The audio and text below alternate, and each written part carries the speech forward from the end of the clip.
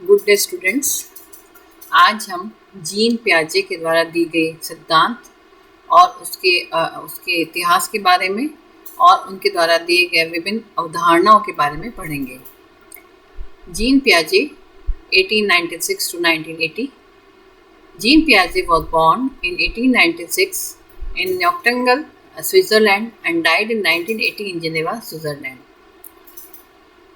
11 साल के at the age of 11 he wrote a paper on an albino sparrow which was published and was the start of his famous career। उन्होंने अपनी 11 साल की अवस्था में ही किताब लिख दी थी और एक पेपर लिख दिया था जो एल्बिनो स्पैरो के ऊपर, जो पब्लिश हुआ था और यहीं से उनकी कैरियर की शुरुआत हुई थी। आफ्टर ग्रेजुएटिंग हाई स्कूल करने के बाद ही attended the university of Zurich where he became interested in psycho analysis.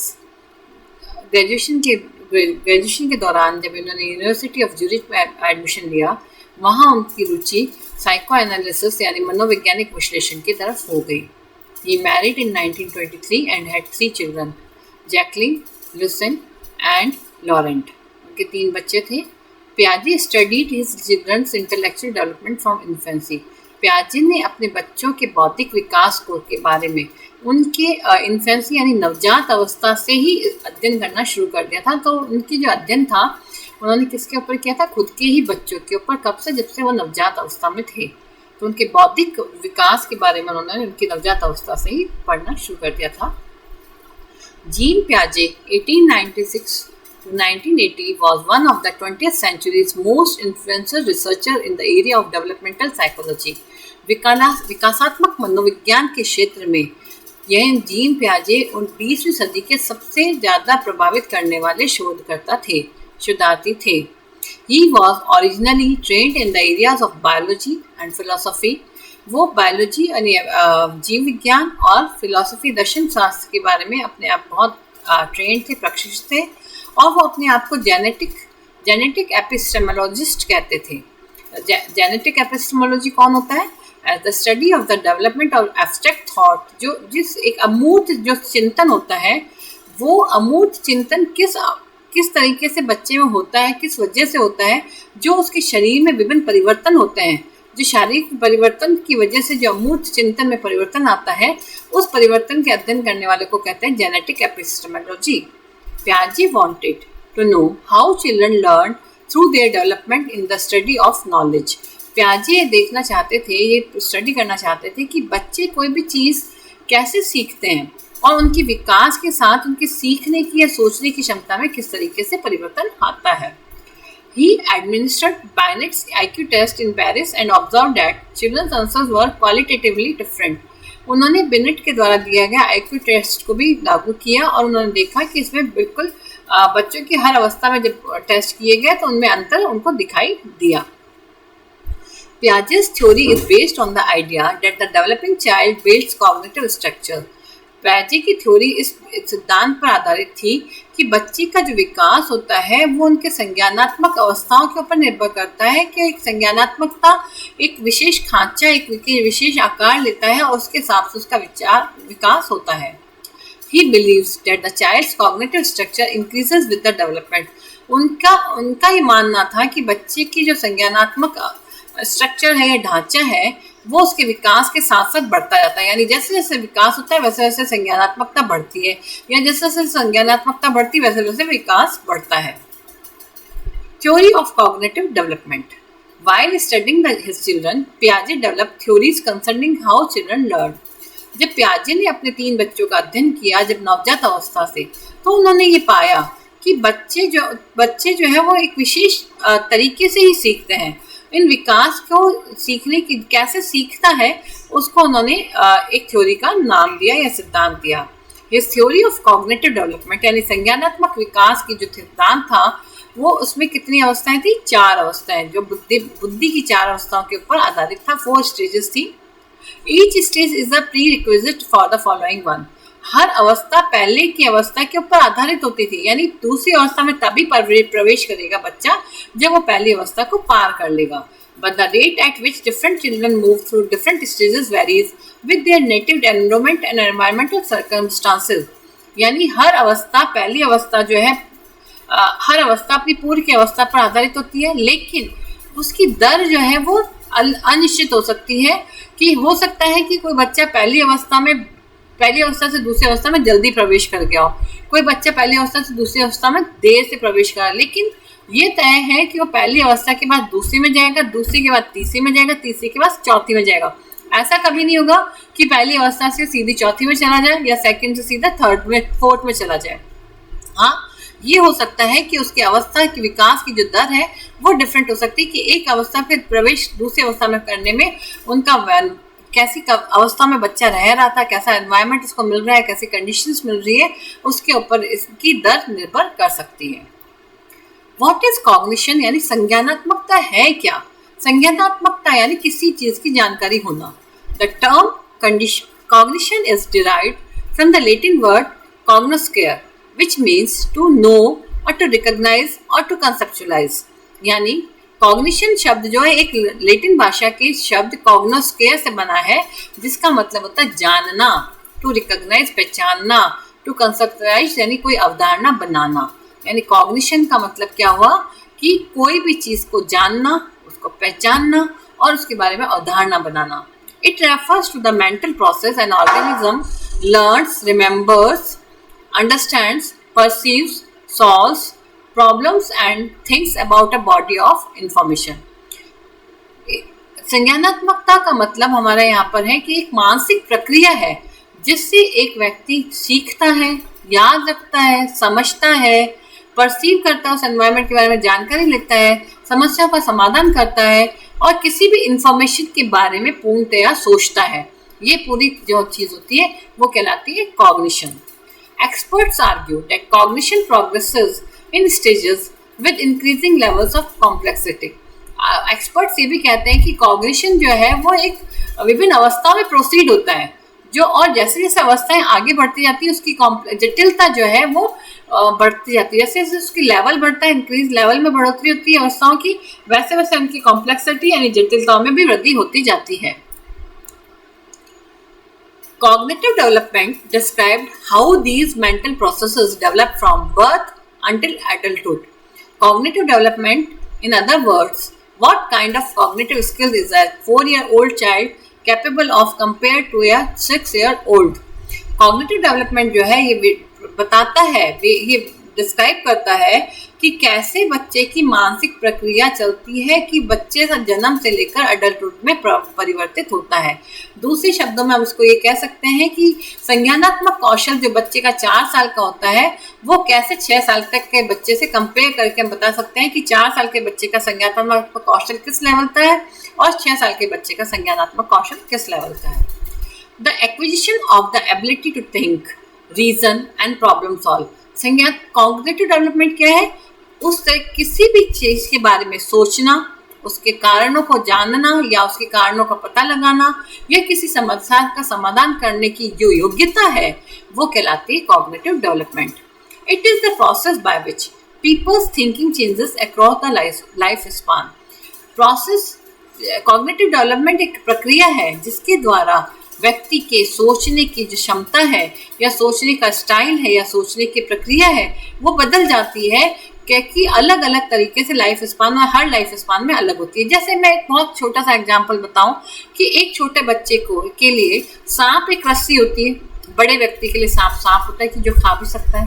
ऐसे छोटे बच्चा जो है वो अपने पर्सपेक्टिव से किसी चीज को देखता है, वो ज्यादा जैसे आग देखेगा तो उसको पकड़ने की कोशिश करेगा, है ना, या कोई किसी चीज को उसको उठाना है या पकड़ना है तो वो हर चीज को करके देखता है। लेकिन बड़ा व्यक्ति जो होता है वो मेंटल लेवल के, मेंटल प्रोसेस के द्वारा पता लगा सकता है कि मैं कितना काम कर सकता हूँ, कितना नहीं कर सकता हूँ। Piaget studies cognitive development by observing children in particular to examine how their thought processes change with age। पियाजे ने जो अपना अध्ययन किया, स्पेशली उन्होंने ये देखा कि उम्र के साथ उनके सोचने की क्षमता या सोचने की प्रक्रिया कैसे बदल जाती है। इसी चीज का उन्होंने निरीक्षण किया, अध्ययन किया और उसी से निष्कर्ष पर आए। He pioneered a way of thinking about how children grow psychologically। यानी अभी तक जितने लोगों ने बात करी थी वो फिजियोलॉजिकली यानी शारीरिक रूप से बच्चों में क्या ग्रोथ होती है इसके बारे में बताया, लेकिन इन्होंने ये पहले व्यक्ति थे जिन्होंने मनोवैज्ञानिक तरीके से कैसे बच्चा ग्रो करता है, सोचने की प्रक्रिया में कैसे ग्रो करता है, इसके बारे में जानकारी दी। It is the growing apprehension and adaptation to the physical and social environment. उन्होंने ये बताया कि बच्चा अपने आसपास के भौतिक और सामाजिक वातावरण में कैसे ग्रो करता है और उससे क्या सीखता है। How cognitive development occurs. अब संज्ञानात्मक विकास होता कैसे है? Cognitive development is gradual, orderly changes by which mental process become more complex and sophisticated. Cognitive development जो है वो धीरे धीरे चलने वाली प्रक्रिया है, एक निश्चित क्रम में चलने वाली प्रक्रिया है और एक ऐसी मानसिक प्रक्रिया है जो समय के बाद साथ बदलती रहती है और ये जटिलता के साथ जटिल भी होती जाती है और सफोस्टिकेटेड भी होती जाती है। The essential development of cognition is the establishment of new schemas. Cognition का जो विशेष जो संज्ञानात्मक विकास जो है उसकी आवश्यकता क्या होती है, इसमें नए नए स्कीमा को बनाना। स्कीमा यानी होता है एक अमूर्त चित्रण, किसी चीज के बारे में अमूर्त हम चित्रण बना लेते हैं। जैसे मैंने आपको यदि बोलती हूँ कि आप एक टीचर का चित्र बनाइए तो आप फट से एक साड़ी वाली एक लेडी बना के उसके हाथ में किताब है, चश्मा और डंडा बना देंगे, ये आपके दिमाग का स्कीमा है। तो ऐसे ही एक छोटा बच्चा होता है, उसका एक अपना स्कीमा रहता है। जैसे उसको लगता है हर उड़ने वाली चीज एक हेलीकॉप्टर होती है, जब वो बर्ड को उड़ते हुए देखेगा तो कहेगा ये हेलीकॉप्टर उड़ रहा है। ये उल्टा भी हो सकता है कि हर उड़ने वाली चीज बर्ड होती है। जब एक दिन हेलीकॉप्टर उड़ रहा होता है तो वो कहेगा कि मम्मी ये बर्ड उड़ रही है, तो मम्मी बोलेगी नहीं ये बर्ड नहीं है हेलीकॉप्टर है। तो उसके स्कीमा में ये तय है कि उड़ने वाली चीज जो होती है वो कौन होती है, बर्ड होती है। तो वो बाद में नए एनवायरनमेंट से उस चीज को चेंज करना सीखता है कि सारी उड़ने वाली चीजें बर्ड नहीं होती है। Assimilation and accommodation are both processing of the way of cognitive development. संज्ञानात्मक विकास के लिए बहुत इंपॉर्टेंट फैक्टर्स होता है एसिमिलेशन एंड अकोमोडेशन। ये एक प्रक्रिया होती है, वो हर समय चलती है। एसिमिलेशन यानी नई जानकारी लेना और एकोमोडेशन होती है नई जानकारी को पुरानी जानकारी के साथ में मिलाकर नई चीज को प्रिपेयर करना। लाइक जैसे मैंने अभी एग्जांपल दिया कि छोटे बच्चे के लिए सारे उड़ने वाली जो चीजें होती है वो चिड़िया होती है। फिर उसको एसिमिलेट, उसको पता चला कि नहीं सारी चीजें चिड़िया नहीं होती, कुछ हेलीकॉप्टर भी हो सकते हैं, कुछ एरोप्लेन भी हो सकते हैं। तो उसने एसिमिलेट किया कि सारी उड़ने वाली चीजें चिड़ियाएं नहीं होती हैं। तो उसने अब अकोमोडेट ये किया कि कुछ चिड़ियाएं ऐसी होती, कुछ उड़ने वाली चीजें ऐसी होती है जो चिड़िया होती है, कुछ होती है जो हेलीकॉप्टर होते हैं जिसके ऊपर पंख होते हैं, ऊपर बने हुए होते हैं, तो हेलीकॉप्टर होगा, कुछ एरोप्लेन होता है, कुछ रॉकेट्स होते हैं। तो ये सब अकोमोडेट करना यानी पुरानी जानकारी को हटाकर नई जानकारी को लाना। The equilibration is the symbol of a new stage of cognitive. Equilibration क्या होता है, जब आपने कोई नई जानकारी ली एसिमिलेशन, फिर उसको नई जानकारी को पुरानी जानकारी के साथ मैच किया और एक नई अवस्था को प्राप्त किया, आपने नया कॉन्सेप्ट लिया। तो इक्विलिब्रेशन वो अवस्था होती है जब आपने कोई जानकारी को एसिमिलेट करके एकोमोडेट कर लिया है, वो अवस्था कहलाती है इक्विलिब्रेशन की अवस्था, कि अब बच्चे को बिल्कुल उचित जानकारी प्राप्त हो चुकी है। की कॉन्सेप्ट्स के बारे में हम देखेंगे। प्याजे के द्वारा दिए गए विभिन्न अवधारणाएं, ये बहुत इंपॉर्टेंट क्वेश्चन आता है जब बार बार उसमें पूछा भी जाता है कि प्याजे के द्वारा दी गई विभिन्न अवधारणाओं के बारे में बताइए। तो फर्स्ट अवधारणा होती है स्कीमा। स्कीमा जैसे मैंने कि आपको बताया कि बच्चे के दिमाग में एक हर चीज की पिक्चर बनी हुई होती है, वो एक फिक्स रहता है कि वो हर चीज के बारे में उसको एक प्री अंडरस्टूड पिक्चर बनी रहती है, वो कहलाता, वो इंटरनल रिप्रेजेंटेशन रहता है उसके दिमाग में वर्ड का। A schema describe both the mental and physical action involved in understanding and knowing. Schema वो उस व्यक्ति के मानसिक और शारीरिक क्रिया को दिखाता है कि वो कितना जाना है, कितना पहचाना है। Schemas are mental or cognitive structure which enables a person to adapt and to organize the environment. Schema बच्चे का मानसिक विकास होता है या मानसिक एक अवस्था होती है जिसमें बच्चा जानकारी के बारे में एक एडेप्टेशन जो उसके पास में ऑलरेडी है एनवायरनमेंट के बारे में उसको मूर्त रूप देता है। स्कीमा यानी मूर्त रूप, किसी भी चीज को मूर्त रूप देना। जैसे मैंने बताया ना कि आप बच्चे को, यदि हम आपको बोलते हैं कि बच्चे कोई चीज आपको ड्रॉ करनी है, जैसे बॉल बनाओ, तो अभी मैं आप सबको बोलूंगी बॉल बनाइए, तो आप बॉल कैसे बनाएंगे, गोला बना के उसके अंदर स्फेरिकल शेप बनाकर उसके अंदर लाइंस बना देंगे। बॉल हमारे दिमाग में बॉल, अब हम बोलते हैं कि बॉल ऐसी थोड़ी होती है, बॉल तो फुटबॉल वाली भी होती है जिसमें पैचेस बने हुए होते हैं, बॉल और भी तरह की हो सकती है। तो लेकिन स्कीमा बॉल कहती है आपके दिमाग में आती है इस तरह की एक बॉल। ओके, जैसे हर चीज का एक स्कीमा फिक्स रहता है। जैसे मैं टीचर का बता, मम्मी का स्कीमा, तो बच्चे को साड़ी पहनी हुई प्यार करने वाली एक लेडी दिखाई देगी, ये मम्मी होती है, ठीक है। तो ये स्कीमा है जो बच्चे के मेंटल लेवल में एनवायरनमेंट को उसने कैसा समझा है ये बताया हुआ होता है। Schemas are categories of knowledge that help us to interpret and understand the world. Schema एक तरीके से हमारे ज्ञान की विभिन्न वर्ग होते हैं जो हमें संसार को समझने में, इंटरप्रेट करने में मदद करते हैं। पियाजे call the schema the basic building block of intelligent behaviour. पियाजे ने इसे क्या कहा? बेसिक बिल्डिंग ब्लॉक कहा। किसका बेसिक बिल्डिंग ब्लॉक? बौद्धिक व्यवहार का जो बेसिक बिल्डिंग ब्लॉक होता है वो कहलाता है schema. A way of organising knowledge includes both a category of knowledge and the process of obtaining that knowledge. Indeed, it is useful to think of schemas as units of knowledge. Schema को हम एक unit भी कह सकते हैं, each relating to one aspect of the world, including objects, action, abstract, concept, and experiences happen. This new information used to modify, add to, or change previously existing schemas. Schema को हम एक तरह से unit, knowledge की unit मान सकते हैं कि जो समय समय के साथ में, ऑब्जेक्ट के साथ में, वर्ड के साथ में, एक्शन के साथ में बदलती रहती है। जैसे मैंने बताया कि किसी भी चीज़ के लिए, जैसे मैं बोलूँ कि बर्ड बनाना है तो बच्चे को जैसे सीनरी बनानी होती है, तो छोटे बच्चे, आपको भी याद होगी, आपने सीनरी बनानी है, एक चित्र बनाओ तो आप क्या बनाते थे? बीच में से एक नदी, पहाड़, सूरज, ये आपकी फिक्स है, आपका स्कीमा है, सीनरी इसको कहते हैं। अब आप थोड़े समय बाद आपको समझ आए कि सीनरी में और चीज़ें भी हो सकती है, इसको ऐसे चेंज किया जा सकता है। तो ऐसे ही हर ऑब्जेक्ट का अपने आप में बच्चे का एक स्कीमा होता है। टेबल कहते हैं सही, एक टेबल और 4 पाएं, और उसको वो रेक्टेंगुलर शेप में होती है, लेकिन अब आपको पता चलेगा कि टेबल का मतलब ये जरूरी नहीं कि वो रेक्टेंगुलर हो, वो और भी शेप की हो सकती है। For example, at birth, the schema of a baby is reflexive in nature, such as sucking and grasping. जो छोटा बच्चा होता है उसके लिए स्कीमा होता है सकिंग और ग्रास्पिंग, दो ही काम कर सकता है। वो किसी चीज को चूस सकता है या सक कर सकता है, ग्रास्पिंग यानी पकड़ सकता है। The sucking reflex is a schema and the infect will सक on whatever it put in its mouth, such as a nipple or a finger. The infant is unable to differentiate because it has only a single sucking schema. जो छोटा बच्चा होता है उसके लिए schema सिर्फ एक ही होता है, सकिंग का। तो उसके हाथ में जो भी चीज़ आएगी, चाहे आप उसके मुंह के आसपास, उसके आप यदि लिप्स के पास अपनी फिंगर ले जाओगे तो वो मुंह उधर करके सकिंग करना शुरू कर देगा। निप्पल दे दोगे तो उसको सक करना शुरू कर देगा। उसके हाथ, वो कभी कभी अपने हाथ को सक करना शुरू कर देता है क्योंकि उसके पास में सिंगल स्कीमा होता है, that is sucking. Slowly, the infant learns to differentiate where milk-producing objects are accepted while non-milk objects are rejected.